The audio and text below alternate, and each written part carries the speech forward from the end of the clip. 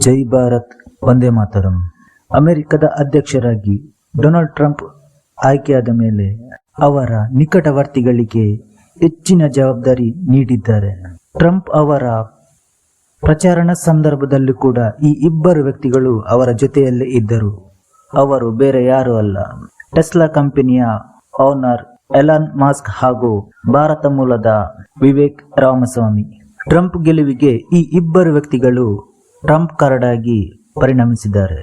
ಇನ್ನು ಭಾರತ ಮೂಲದ ಮತ್ತೊಬ್ಬ ವ್ಯಕ್ತಿ ಕಶ್ಯಪ್ ಪಟೇಲ್ ಅಲಿಯಾಸ್ ಕಾಶ್ ಪಟೇಲ್, ಇವರಿಗೆ ಸ್ವಲ್ಪತ್ರಲ್ಲೇ ಒಂದು ಉನ್ನತ ಹುದ್ದೆಯ ಅಧಿಕಾರ ತಪ್ಪಿಕೊಳ್ಳಿತು.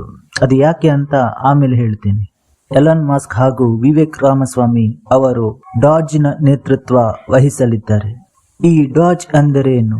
ಈ ಡಾಜ್ ಅಂದರೆ ಡಿಪಾರ್ಟ್ಮೆಂಟ್ ಆಫ್ ಗವರ್ಮೆಂಟ್ ಎಫಿಷಿಯನ್ಸಿ, ಅಂದರೆ ಸರ್ಕಾರ ದಕ್ಷತೆಯ ಇಲಾಖೆಯ ಫೆಡರಲ್ ಎಂಬರ್ಥ. ಇದು ಯಾವ ರೀತಿ ಕೆಲಸ ಮಾಡುತ್ತಿದೆ ಅಂದರೆ, ಯಾವುದೇ ರೀತಿಯ ಭ್ರಷ್ಟಾಚಾರ ಆಗದಂತೆ ತಡೆಯುವುದು. ಒಂದು ವೇಳೆ ಭ್ರಷ್ಟಾಚಾರ ನಡೆದರೆ ಆ ಅಧಿಕಾರಿಯನ್ನು ಕಂಡುಹಿಡಿದು ಅವರಿಗೆ ಶಿಕ್ಷೆ ನೀಡುವುದು.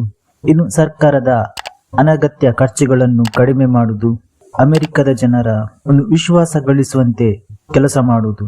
ಹೀಗೆ ಹಲವಾರು ಕೆಲಸದ ಮುಖಾಂತರ ಒಂದು ದಕ್ಷತೆಯನ್ನು ಹೆಚ್ಚಿಸಲು ಪ್ರಯತ್ನ ಪಡುವುದು. ಇದು ಈ ಇಲಾಖೆಯ ಕೆಲಸವಾಗಿರುತ್ತದೆ. ಇವರಿಬ್ಬರಿಗೂ ಒಂದು ಉನ್ನತ ಮಟ್ಟದ ಅಧಿಕಾರ ವಹಿಸುವ ಸಾಧ್ಯತೆ ಇತ್ತು. ಅದು ಈಗ ಕೊನೆಗೂ ಈಡೇರಿದೆ.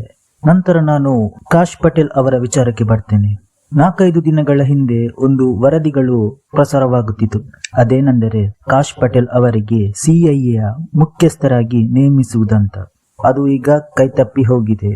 ಅದೀಗ ಬೇರೆಯವರ ಪಾಲಾಗಿದೆ. ಆ ವ್ಯಕ್ತಿ ಬೇರೆ ಯಾರು ಅಲ್ಲ, ಸಿಐಎಯ ಮಾಜಿ ಬೇಹುಗಾರ ಜಾನ್ ರಾಟ್ಕ್ಲಿಫ್. ಇನ್ನು 2021 ಟ್ರಂಪ್ ಅಧಿಕಾರ ತೊರೆಯುವ ಸಂದರ್ಭದಲ್ಲಿ ಈ ಜಾನ್ ರಾಟ್ಕ್ಲಿಫ್ ಗುಪ್ತಚರ ನಿರ್ದೇಶಕರಾಗಿ ಸೇವೆ ಸಲ್ಲಿಸಿದ್ದಾರೆ. ಇನ್ನು ಕಾಶ್ ಪಟೇಲ್ ಅವರು ಯಾವುದೇ ರೀತಿಯ ಈ ಗುಪ್ತಚರ ವಿಭಾಗಗಳಲ್ಲಾಗ್ಲಿ ಅಥವಾ ಸಿಐ ಅಂಡರ್ ಅಲ್ಲಾಗ್ಲಿ ಯಾವುದೇ ರೀತಿಯ ಒಂದು ಕೆಲಸ ಮಾಡಿಲ್ಲ. ಮತ್ತೊಂದು ಕಡೆ ಡೊನಾಲ್ಡ್ ಟ್ರಂಪ್ ಹೇಳ್ತಾರೆ, ಕೆಲವೊಂದು ವಿಚಾರಗಳಲ್ಲಿ ಈ ಜಾನ್ ರಾಟ್ಕ್ಲಿಫ್ ಅಮೆರಿಕದ ಜನರೊಂದಿಗೆ ಸತ್ಯತೆ ಹಾಗೂ ಪ್ರಾಮಾಣಿಕತೆ ದಕ್ಷತೆಯಿಂದ ಯೋಧರಾಗಿದ್ದರು ಅಂತ. ಇನ್ನು ಮತ್ತೊಂದು ಕಡೆ ಏನೆಂದರೆ, ಈ ಸಿಐಎ ಮುಖ್ಯಸ್ಥರಾಗಬೇಕಾದರೆ ಅಮೆರಿಕದ ಪೆಂಟಗನ್ನ ಕೆಲವು ಅಧಿಕಾರಿಗಳ ಒಂದು ಸಲಹೆಯನ್ನು ಪಡೆಯಲಾಗುತ್ತದೆ ಹಾಗೂ ಅವರ ಒಪ್ಪಿಗೆಯೂ ಕೂಡ ಬೇಕಾಗುತ್ತದೆ. ಈ ಕಾಶ್ ಪಟೇಲ್ಗೆ ಅವರ ಪರವಾಗಿ ಅಷ್ಟೊಂದು ವೋಟ್ ಬೀಳುವ ಸಾಧ್ಯತೆ ಕಡಿಮೆ ಇದೆ. ಇನ್ನು ಸಿಐಎಯ ಕೆಲವೊಂದು ವಿಭಾಗಗಳಲ್ಲಿ ಅನುಭವ ಇರುವ ಕಾರಣ ಈ ಜಾನ್ ರಾಟ್ಕ್ಲಿಫ್ಗೆ ಈ ಅಧಿಕಾರ ಸಿಕ್ಕಿದೆ. ಹಾಗಂತ ಕಾಶ್ ಪಟೇಲ್ ಅವರನ್ನು ದೂರ ಮಾಡಿಲ್ಲ. ಅವರಿಗೂ ಕೂಡ ಒಂದು ಉನ್ನತ ಹುದ್ದೆಯ ಸಿಗುವ ನಿರೀಕ್ಷೆಯಲ್ಲಿದ್ದಾರೆ. ಅಮೆರಿಕದ ಮತ್ತೊಂದು ಪಾಲಿಸಿ ಏನೆಂದರೆ, ಏನೇ ಆಗಲಿ ಯಾರೇ ಇರಲಿ, ಅವನು ಎಷ್ಟೇ ಹತ್ತಿರದ ವ್ಯಕ್ತಿಯಾಗಿರಲಿ, ಈ ಭದ್ರತಾ ವಿಚಾರದಲ್ಲಿ ಯಾರ ಜೊತೆನೂ ಅವರು ರಾಜಿ ಮಾಡಲ್ಲ. ಈ ಸಿಐಎಯ ಅನುಭವ ಇಲ್ಲದ ಕಾರಣ ಕಾಶ್ ಪಟೇಲ್ಗೆ ಈ ಹುದ್ದೆ ಕೈತಪ್ಪಿ ಹೋಗಿದೆ.